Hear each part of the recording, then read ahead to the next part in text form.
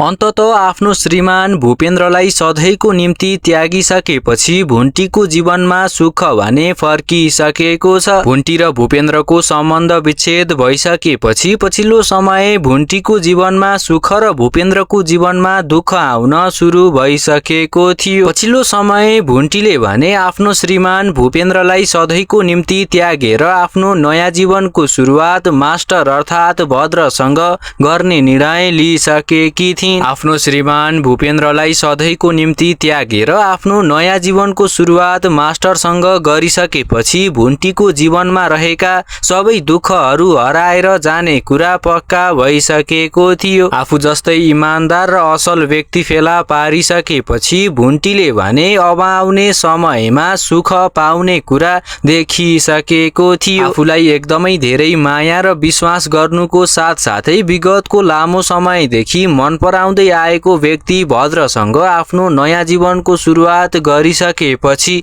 अब आउने समयमा भुन्टीको जीवन सुखमय बन्ने कुरा पक्का भइसकेको छ।